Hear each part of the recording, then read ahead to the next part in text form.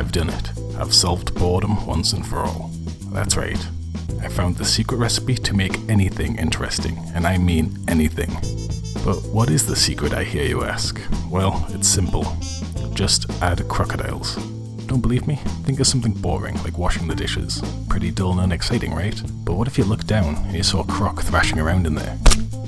You wouldn't be saying it was boring then, would you? And this secret formula works for anything. Doing your taxes? Boring. Look up and realize your accountant is a crocodile. That's interesting, you tell yourself. Didn't expect that now. Look at this guy, he's just a boring Australian fella. But chuck a couple of crocs on him, and bloody hell mate, you've gonna got yourself Steve Irwin, haven't you? Look at this, just a rock. But add a crocodile to that and Elton John's gonna write a song about it. This anti-boredom formula seemed perfect, but I had to be sure. So in the name of science, I set out to create the most boring game known to mankind, to see if adding crocodiles could fix it. Top-down strategy. Yearly soccer game. Bad netcode. These were the ingredients chosen to create the Most boring game. but Professor Utonium accidentally added an extra ingredient to the concoction. Crocodiles.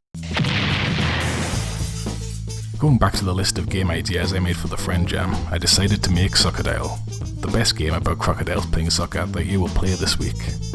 Development went pretty smoothly. I just spent a couple of weeks modelling up some crocodiles, a soccer ball, and a soccer court, or as we like to call it in England, that place where Mikey got stabbed.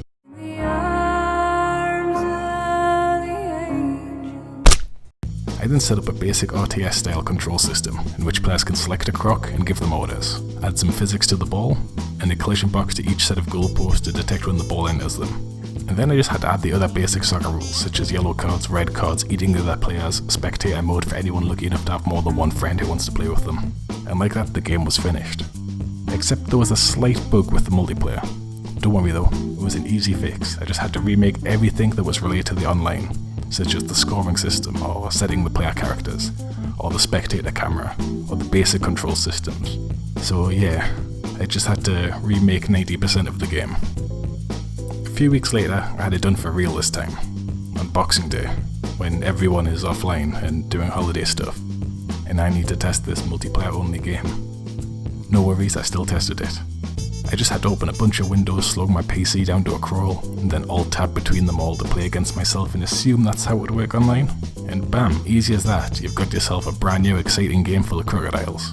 I'll make a separate video with instructions on how to download it and play it if you're interested, and I hope it isn't boring.